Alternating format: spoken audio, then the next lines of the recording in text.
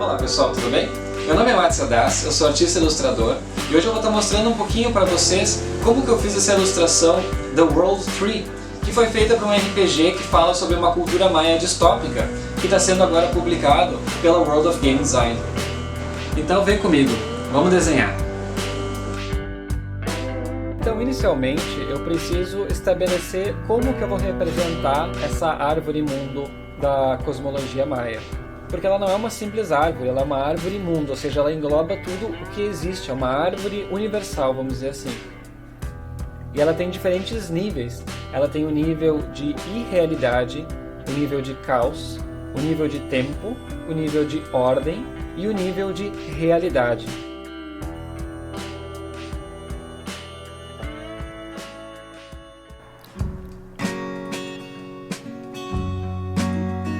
Então, eu começo utilizando essa caneta pincel da Uniball, tá? Ela é uma caneta nanquim, que eu gosto muito porque a ponta dela é bastante versátil, assim.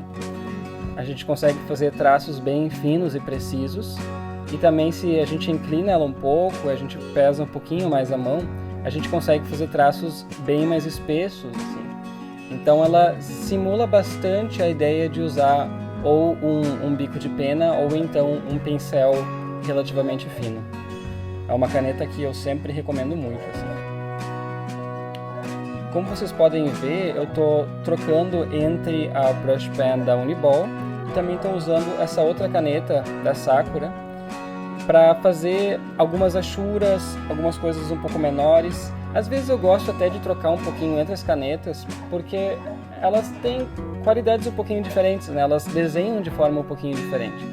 Então às vezes é legal até para ter uma maior variedade, né? Nos traços, às vezes a gente trocar um pouquinho de material, tá?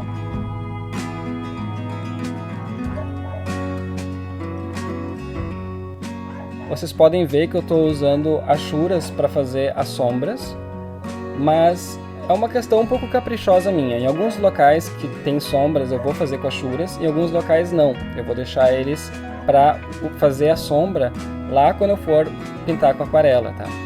Isso é uma questão pessoal minha e é uma escolha minha, assim, dentro do meu estilo, né? Em alguns locais, por exemplo, onde tem muita textura, eu gosto de representar as sombras com achuras.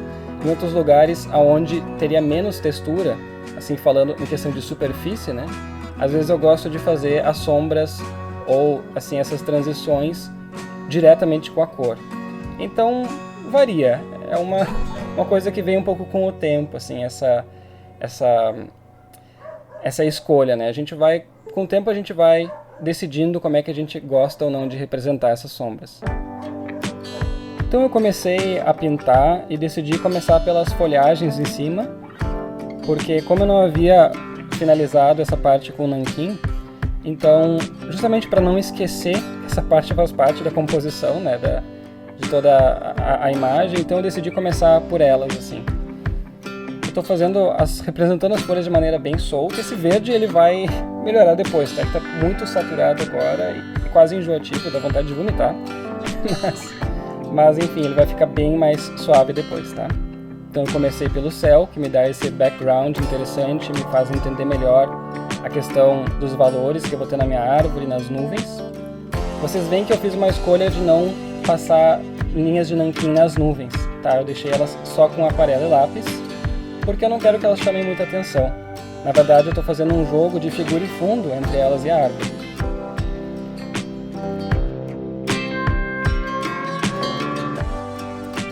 Eu gosto muito de desenhar e pintar montanhas. Elas têm muitas cores, né, que se misturam com as cores do céu por causa da atmosfera. E mais para a base, geralmente elas costumam absorver bastante a cor da superfície, né? Então é muito interessante desenhar e pintar montanhas.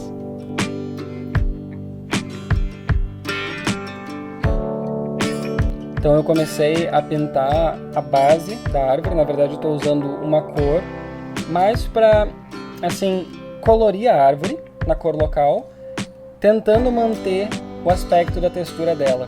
Eu não quero fazer uma cor flat, assim, chapada, né? Mas também não quero me apegar demais a representar as formas com a cor. Eu estou tentando achar um meio termo. Como eu tenho esse trabalho de nanquim por baixo, que me ajuda a manter a luz, a sombra e a maior parte das texturas, então a cor ela vem mais com o papel de colorir mesmo, não tanto de representar volume. Então, se tu está curtindo o vídeo até agora, aproveita para te inscrever no canal ali embaixo e ativa o sininho de notificações. Aqui eu estou usando um amarelo alaranjado para aumentar um pouquinho o contraste entre a luz e a sombra, para dar essa cor mais forte assim e fazer com que minha árvore salte mais aos olhos. Então eu fiz basicamente isso em toda a pintura. Vocês podem ver que agora estou trabalhando um pouquinho nessa parte ali da água, reforçando um pouquinho mais a minha cor.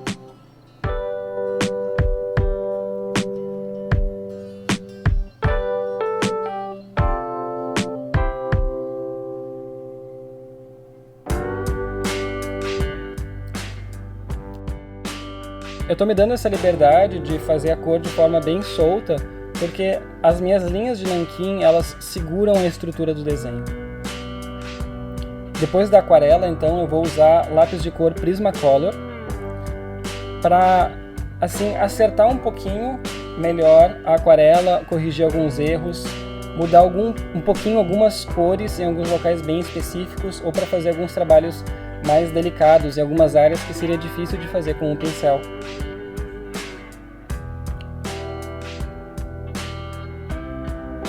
Às vezes eu prefiro ter uma base em aquarela e depois trabalhar por cima com lápis de cor, para não ter que ficar desnecessariamente molhando o papel de novo.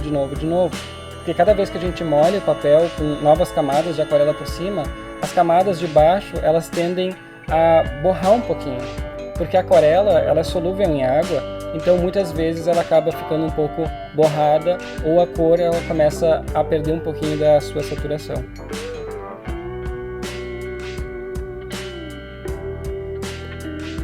Eu poderia estar usando também lápis aquarelável para fazer isso, contanto que eu não colocasse mais água, porque o lápis aquarelável ele também é solúvel em água, né? Esse lápis, no caso, ele não é aquarelável.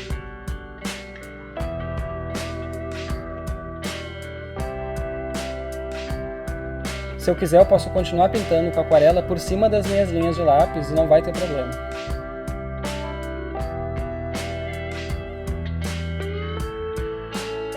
Eu uso muitas vezes alguns lápis com as cores complementares à cor da minha pintura para tirar um pouquinho da saturação de alguns locais, ou às vezes eu uso cores parecidas justamente para realçar as cores que eu quero ou deixar a cor um pouco mais interessante.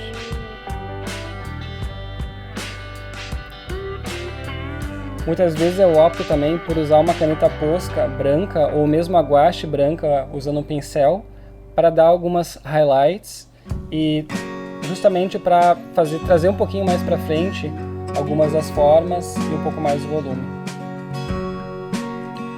A tinta guache branca ela também é muito útil para corrigir pequenas falhas, consertar algumas partes onde a aquarela tenha invadido linhas de nanquim, ou para apagar algumas linhas de nanquim que eu acho que tenham ficado assim, que tenham sido desnecessárias.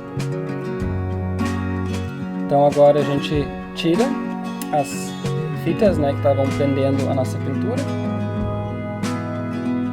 Tem que ter cuidado nessa hora para não rasgar o papel ou tirar um pouco da tinta. Então é um momento meio tenso, vamos dizer assim.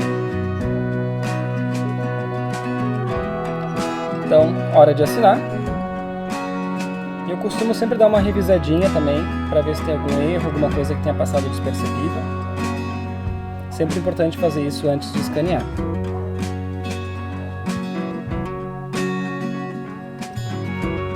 Tendo feito isso, então, agora chega a hora de escanear. E era isso.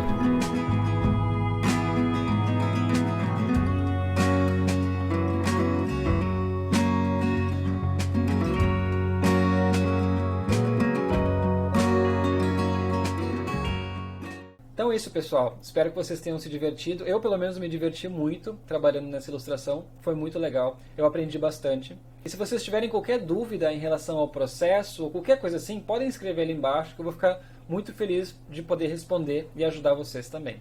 Então eu te vejo na próxima. Tchau, tchau!